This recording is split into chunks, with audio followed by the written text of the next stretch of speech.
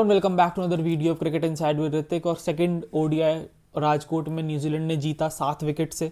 जैसे ही match start हुआ 2-3 विकेटें India की गई, मुझे लगा कि भाई मैं वापस चला गया हूँ क्या 19 नवंबर ऑस्ट्रेलिया।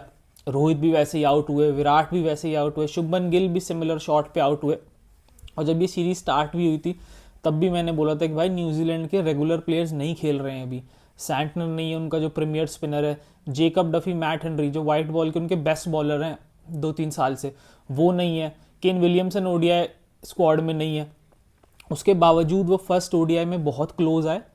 फिर उन्होंने सेकंड ओडीआई आराम से जीता, चाहे बॉलिंग डिपार्टमेंट लो, चाहे बैटिंग डिपार्टमेंट लो, चाहे फील्डिंग लो, तीनों में उन्होंने आउटशाइन करा इंडिया को। शुरू से अगर मैच की मैं बात करूं तो भाई टॉस जीता ब्रेसवेल ने, बॉलिंग प्रेफर करी कि भाई हम बॉलिंग करेंगे, थोड़ा विकेट शायद रात को बेटर हो जाए। शुभमन की जब बारी है, शुभमन ने कहा नहीं नहीं हम तो बैटिंग ही करने जाएंगे।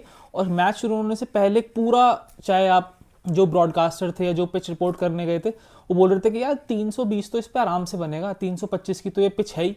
पर जैसे ही शुरू के 5-7 ओवर बॉलिंग हुई है, चाहे आप जेमिसन को ले लो, बॉल एक तो ऊपर नीचे रह रहा था और दूसरा निप भी कर रहा था। दोनों फास्ट बॉलर्स ने, वोक्स ने और जेमिसन ने अच्छी बॉलिंग करी। शुरू के 5 ओवर फंसा के रखा, चाहे शुभमन हो चाहे रोहित हो, इतना रूम नहीं दिया उन्हें मारने का, और ना बॉल ज़्यादा फुल करी है। Second half of the power play में थोड़े रन अच्छे आने लगे शुभमन के बैट से, रोहित के बैट से, कि थोड़ा बॉलिंग भी खराब करी, जेमिसन ने थोड़ा शॉट डाला, वोक्स ने थोड़ा शॉट डाला, वहां पे थोड़े रन आए। और फिनिश करा था हमने पावर प्ले, अच्छा फिनिश करा था कि भाई 47-48 रन हमने लास्ट के 5 ओवर में बनाए, तो पावर प्ले हमने 56-57 का फिनिश करा था। उसके बाद उन्होंने फिर बेटर बॉलिंग करी है सेकेंड हाफ में, चाहे जब उन्होंने स्पिनर्स को इंट्रोड्यूस करा, कि छोटे छोटे स्पेल उनके फास्ट बॉलर्स ने करे, ब्रेसवेल ने अच्छी बॉलिंग करी, ग्लेन फिलिप्स भाई उनका पार्ट टाइमर, वो आके 4.2-4.3 की इकॉनमी से बॉल डाल रहा है। जहां पे गेम चोक हुआ है 20 ओवर के बाद, जो विकटें भी गई हैं, उसके बाद विराट आउट हुए, श्रेयस अय्यर बहुत फंसे हुए लगे, इतना लगता नहीं हो स्पिनर्स के आगे क्योंकि उस पर वो चार्ज करता है। उसने 17 बॉलों में 8 रन करे। रोहित शर्मा को वो 2 मैच से मोमेंटम नहीं मिल रहा है कि यार थोड़ा वो टाइम लेके खेल रहा है। जब से ओडीआई दोबारा शुरू हुए हैं, रोहित अब पहली बॉल से चार्ज नहीं कर रहा, तो उसके बाद वो बड़ा उसको कन्वर्ट नहीं कर पा रहा, जो एक प्रॉब्लम है। विराट ने आउट हुए कोई 23-24 रन पे, बताया कि भाई मैं भी इंसान हूँ। पिछले 7-8 इनिंग उसकी देखोगे लग ही नहीं रहा था कि यार ये बंदा आउट होगा। वो आउट हुए तो वहां से लगा कि यार ये 1-2 विकेटें बहुत जल्दी चली गई हैं। लास्ट मैच में भी ऐसा हुआ था कि हमारी 2-3 विकेटें बहुत जल्दी गई थी, तो थोड़ा मोमेंटम लूज हुआ था। पर यहाँ पे हम एक टारगेट सेट कर रहे थे जो इजी विकेट नहीं था। शुभमन को भी जो बॉलिंग हुई है फास्ट बॉलर से, उसने देखा होगा कि भाई जो थोड़ा बॉल आगे करा है ना, वो ड्राइव वगैरह करने गया या स्क्वायर ड्राइव करने गया, बॉल थोड़ा लो रहा। फिर अगर पार्टनरशिप लगी एक रविंद्र जडेजा की और केएल राहुल की, केएल राहुल पे मैं पहले आऊँगा भाई। एक तो उसका नंबर 5 फिक्स कर दो, दूसरा मेरे हिसाब से हम मैच हार रहे हैं वो कोई बात नहीं, पर केएल की ओडीआई बेस्ट इनिंग है ये। एक उसने 93-94 करा था 2023 में, पहला मैच ऑस्ट्रेलिया, वो मुश्किल ट्रैक था। और अब मेरे हिसाब से बेस्ट सेंचुरी है उसकी ओडीआई की। जिस तरीके से उसने इनिंग पेस करी है स्पिन के अगेंस्ट, फास्ट बॉलर्स के अगेंस्ट, जिस तरीके से उसने थोड़ा गेम खोला, और शॉट्स भी उसने ट्रेडिशनल शॉट्स ही मारे, ड्राइव हो गई, कट हो गई, ज़्यादा चांसेस नहीं लिए। छक्का एक फास्ट बॉलर को अपना 100 उससे करा, पर उसके अलावा उसके शॉट्स बहुत प्रॉपर शॉट्स थे, और वो टेम्परमेंट उसने दिखाया जिस वजह से हम उसकी इतनी बात करते हैं कि भाई इसका टेम्परमेंट बहुत अच्छा है, इसी वजह से ये टेस्ट में ओपन करता है। और इंडिया को उसको 5 ही खिलाना चाहिए मेरे हिसाब से।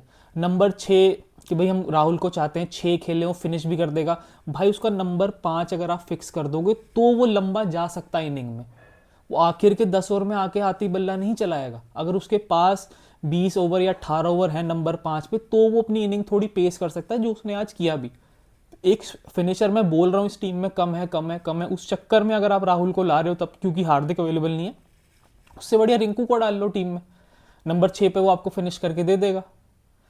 तो मेरे हिसाब से उसको 5 ही खेलना चाहिए। और रविंद्र जडेजा भाई, मैं बहुत एडवोकेट हूँ उसका एज अ प्लेयर कि उसने जितना सर्व करा है, पर पिछले 5-7 मैच अगर आप देखोगे बॉलिंग वाइज भी जडेजा उतना इफेक्टिव नहीं है, और बैटिंग वाइज भी मुझे लगा ये 62-63 का स्ट्राइक रेट अगर 44 में वो 36 रन या 38 रन कर देता ना, सिंगल से अच्छे रोटेट करता, तो शायद राहुल और चांस ले सकता था।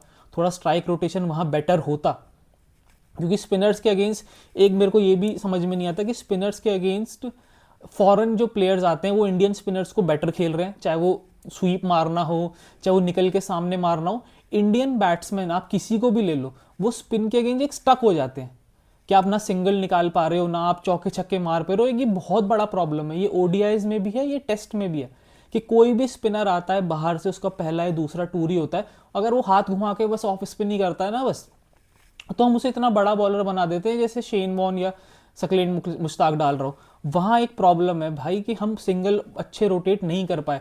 ग्लेन फिलिप्स ने वहाँ अच्छी बॉलिंग करी, ब्रेसवेल ने वहाँ अच्छी बॉलिंग करी, जो उनका नया स्पिनर आया है उसने अच्छी बॉलिंग करी। तो एक प्रॉब्लम एरिया है, ये चलता ही आ रहा है, हम इसको एड्रेस नहीं करते हैं कि भाई इंडियन बैटर्स का स्पिन खेलने का तरीका बहुत नीचे जा चुका है, इफेक्टिव नहीं है हम स्पिन के अगेंस्ट। हम बोलते हैं कि भाई रोहित शर्मा स्वीप कर लेता है, शुभमन गिल स्वीप कर लेता है, श्रेयस अय्यर बहुत अच्छा है स्पिन पे, तो ये दिखेगा कब? ये दिखना भी तो चाहिए फील्ड पे कि हाँ इन्होंने चार्ज करके सिंगल डबल लेके भी गेम चलाया, वो हुआ नहीं। विराट आउट हो गए तो ये चीज़ आगे बढ़ी ही नहीं। जिस हिसाब से मिडिल ओवर में हमारी बैटिंग चल रही थी, लगा नहीं था कि यार हम 250 भी बनाएंगे और ये 320 की बातें कर रहे हैं। पर राहुल की उस इनिंग से भाई हम 284 285 तक पहुंचे कि भाई हाँ थोड़ा फाइट कर सकते हैं। फिर आ जाएं अगर बॉलिंग पे, तो भाई शुरू में बहुत अच्छी बॉलिंग करी है फास्ट बॉलर ने। शुरू के आप 20 ओवर देखोगे तो इंडियन बॉलिंग डिपार्टमेंट बहुत आगे था कि हाँ यार हमने उनको रोक के रखा हुआ है, 4 साढ़े 4 के आसपास की इकॉनमी से वो रन बना रहे हैं।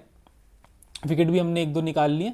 बहुत अच्छी बॉलिंग करी है हर्षित ने और सिराज ने। स्टार्टिंग में अगर आप देखोगे ज़्यादा लूज बॉल्स नहीं दिए हैं, उनके 36 या 37 रन थे पावर प्ले खत्म होने के बाद। उनको विकेट टू विकेट रखा है, बिल्कुल क्रैम करके रखा है, ज़्यादा लूज बॉल दी ही नहीं है। उसके बाद जो एक फेज़ आया 20 ओवर के बाद जहाँ पे स्पिन इंट्रोड्यूस हुई, चाहे वो रविंद्र जडेजा हो चाहे कुलदीप यादव हो, उसके बाद डेरिल मिचेल, विल यंग ने पूरा गेम खोल दिया। अब मिचेल का टेम्पलेट भी देखोगे खेलने का, तो कुलदीप को जो उसने चार्ज करा, उसने उसको थोड़ी फ्लाइट करके बॉल डाली, उसने स्टेप आउट करके सीधा छक्का मारा। उसके बाद नेक्स्ट बॉल उसने थोड़ा तेज करा, उसे भी पता था कि यार ये अब थोड़ा ये पेस तेज करके करेगा और थोड़ा बॉल खींचेगा, वो उसने पैडल करके चौका निकाला। एक ये तरीका जो है ना फॉरेन प्लेयर्स का, स्पेशली मैं न्यूजीलैंड के प्लेयर्स की बात करूंगा, आप विलियमसन को भी इसमें डाल लो, कि बहुत जल्दी वो यूज़ करते हैं स्पिन का। वो वेट नहीं करते कि यार अगर हम mid on mid of push कर रहे हैं, कवर्स पुश कर रहे हैं, वो इस चीज़ का वेट नहीं करते, वो पहले ओवर से शुरू हो जाते हैं स्वीप मारना। तो इस चक्कर में आपको स्क्वायर लेग एक पीछे रखना पड़ता है और जहाँ से सिंगल निकालना ईजी हो जाता है बैट्समैन के लिए, क्योंकि वो बाउंड्री पीछे एक बंदा प्रोटेक्ट कर रहा है। तो वो प्रेशर नहीं बन पाया कि जडेजा से और कुलदीप यादव से कि यार विकेट निकले ना निकले। पर अगर 2 ओवर का 3 ओवर का भी आप ओवर निकाल रहे हो, बैट्समैन को थोड़ा सा प्रेशर लगता है कि यार 3 ही रन आए इस ओवर में। अगर सिंगल से मैं आराम से 5-5 रन देता रहूंगा हर ओवर में, तो बैट्समैन के ऊपर भी इतना प्रेशर है नहीं। जो हुआ, विल यंग भाई न्यूजीलैंड टेस्ट सीरीज में वो बेस्ट बैटर था न्यूजीलैंड का, जो ये सीरीज हमको 3-0 हरा के गए। उसके बाद उसकी ओडीआई फॉर्म इतनी अच्छी नहीं है, पर अब अच्छी हो जाएगी उसकी, उससे भी हमने 80 बनवा दिए। और डेरिल मिचेल का तो एक जिसे कहते हैं ड्रीम रन चल रहा है इंडिया के अगेंस्ट। अब वर्ल्ड कप में जाके देख लो, उसने धर्मशाला में 100 बनाया था, वहाँ भी उसने कुलदीप को मारा था। फिर वानखेड़े सेमीफाइनल में वहाँ उसने 100 करा था, बहुत बढ़िया छक्के चौके, बहुत बढ़िया बैटिंग करी थी वहाँ पे भी। उसके बाद फर्स्ट ओडीआई में भी उसने अच्छी बैटिंग करी और सेकंड ओडीआई में उसने फिर 100 लगाया। तो उसका भी परफेक्ट एक गेम प्लान है कि मैं स्पिनर को सेटल नहीं होने दूंगा, क्योंकि विकेट टेकिंग ऑप्शन है हमारे पास कुलदीप, क्योंकि इसमें भी बुमराह नहीं है, तो वो उसने उसको चार्ज करा। हमारे बैट्समैन ने जब ब्रेसवेल आया, भाई ऑफ स्पिनर है वो, राइट हैंडर के लिए तो आसान पड़ता है। चाहे ग्लेन फिलिप्स आया, हमने उन्हें चार्ज ही नहीं करा, हमने कोशिश ही नहीं करी कि यार 20-20 22-22 बॉलें ले लिए, एक बार चार्ज करके थोड़ा सा मोमेंटम तो शिफ्ट करें। एक चौका ही निकालना होता है आपको फील्ड पोजीशन चेंज करने के लिए। अगर जहाँ चौका गया वहाँ वो फील्डर लेता, आपको सिंगल डबल आराम से मिलते, पर ये हुआ ही नहीं। उनके बैट्समैन ने बहुत अच्छे से करा, चाहे वो विल यंग हो चाहे वो डेरिल मिचेल। और विल यंग इतना कंफर्टेबल कुलदीप के अगेंस्ट नहीं था, वो गूगली वगैरह नहीं पिक कर रहा था, पर डेरिल मिचेल ने वो पूरा ही शिफ्ट कर दिया उसकी तरफ से प्रेशर, कि 80-84 रन कुलदीप कभी नहीं देता 10 ओवर में, वहाँ उसने दिए। रविंद्र जडेजा पिछले 5-6 मैचेस में शायद 1 या 2 ही विकेट है, जो जडेजा से एसोसिएट करा जाता है कि यार विकेट नहीं लेगा पर एक टाइटर लाइंस पे तो डालेगा, कम से कम 2 या 3 रन ही देगा ओवर में, और दूसरी तरफ से फिर बॉलर्स को हेल्प मिलेगी। केएल राहुल का गला बैठ गया चीख चीख के कि भाई इसको आगे कर लो आगे कर लो आगे कर लो। इतनी बॉलिंग शॉट करी है ना रविंद्र जडेजा ने, तो बहुत बॉलिंग शॉट करी है। उसके बाद जो एक कंसर्न, भाई हमेशा हम मैच हारते टाइम ये बात करते हैं पर फिर भूल जाते हैं, फील्डिंग। एशिया कप ले लो, उसके बाद आप उससे पहले इंग्लैंड की टेस्ट सीरीज ले लो, अब ले लो, कि फील्डिंग इतनी, बहुत टाइम से देख रहा हूँ मैं, फील्डिंग नीचे ही जा रही है हमारी। चाहे हम टेस्ट मैचेस में ले लें, चाहे हम ओडीआईज में ले लें, भाई बहुत ज़्यादा सेलिब्रेटेड कोच बनाया है हमने टी दिलीप को, उनका सेकंड टेन्योर भी चल रहा है, बहुत अच्छा वो फील्डिंग प्रैक्टिस वगैरह करा रहे होते, बढ़िया वीडियोज़ आती हैं इंस्टा के पेज पे या बीसीसीआई के पेज पे। भाई वो फील्ड पे रिफ्लेक्ट कब होगा? विराट कोहली अच्छा फील्डर हमें पता है, रोहित शर्मा अच्छा फील्डर हमें पता है, श्रेयस अय्यर अच्छा फील्डर हमें पता है, रविंद्र जडेजा अच्छा फील्डर हमें पता है। इसके अलावा किस फील्डर में इंप्रूवमेंट है? ना कुलदीप यादव में इंप्रूवमेंट है, ना प्रसिद्ध कृष्णा। हैरान हूं मैं पहली बार, मतलब जॉन्टी रोड्स है वो पीछे से, जो हमें नहीं पता कि वो लॉन्ग ऑन पे कर क्या रहा था भाई। फास्ट बॉलर लॉन्ग ऑन पे क्या कर रहा है? सिराज का मैं समझता हूँ, सिराज फिर भी भागता अच्छा है, कैचिंग भी उसने अच्छी इंप्रूव कर ली अपनी, पर प्रसिद्ध कृष्णा क्या कर रहा था वहां पे?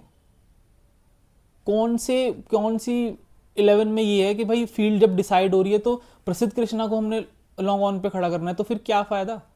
और कैप्टनसी भी मुझे समझ में नहीं आ रहा कि भाई केएल राहुल कैप्टन है, रोहित शर्मा कैप्टन है या शुभमन गिल कैप्टन है। आप अपने बॉलर से कुछ बात ही नहीं कर रहे, आप अपने फील्डर से कुछ बात ही नहीं कर रहे। कुछ तो एग्रेसिव लाओ यार अपने अंदर, कुछ तो चेंजेस करो थोड़ा। अगर बॉलिंग ये थोड़ी कि 5 ओवर तेरे पक्के हैं तो तू डालेगा, अगर कुछ नहीं हो रहा तो वहां आप चेंज करो बॉलर को। बहुत ही मतलब डाउन लगा मुझे as a captain Gill. Batting उसने बहुत अच्छी करी लास्ट इनिंग में, मैंने बोला था कि यार थोड़ा फंसा हुआ लग रहा है, उस तरीके से रन नहीं आ रहे गिल के, पर इस मैच में बहुत अच्छी बैटिंग करी। बट एज अ कैप्टन उसको थोड़ा प्रोएक्टिव होना पड़ेगा यार। अगर बॉलर विकेट नहीं ले पा रहा, चाहे कोई भी बॉलर हो, उसको 1-2 ओवर बाद आप हटा लो। विराट भी हटाता था, एमएस भी हटा लेता था, रोहित भी हटा लेता था अपने, अगर कुलदीप को टर्न नहीं मिलता था 1-2 ओवर, वो हटा लेता था, उसे दोबारा लाता था।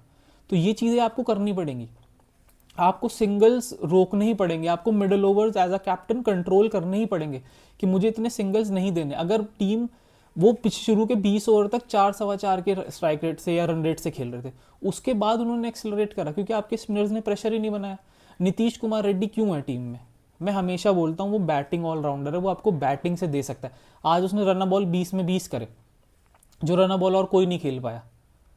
आप उसको एज अ बैटर ज़्यादा यूज़ कर सकते हो। बॉलिंग में उसे 2 ओवर दिए, उसने 13 रन दे दिए, तो उसका एक रोल डिफाइन करो, वो आपको 6th बॉलिंग ऑप्शन दे सकता है, पर बैटिंग में उसे कराओ। मैं अभी भी नहीं बोल रहा कि उसकी कोई गलती है, पर अगर आपको हार्दिक का बैकअप तैयार करना है तो भाई ऐसे ही तैयार होगा, उसको गेम टाइम देना पड़ेगा आपको। ये था मेरा छोटा सा एनालिसिस। थर्ड ओडिया इंदौर में, होपफुली इंडिया मिस्टेक्स अपनी कवर करके और अच्छे गेम प्लान के साथ आए, स्पेशली मिचेल के अगेंस्ट। देखते हैं क्या होता है रिजल्ट। मिलते हैं थर्ड ओडीआई के बाद। वीडियो अच्छी लगी तो लाइक शेयर सब्सक्राइब। जय हिंद।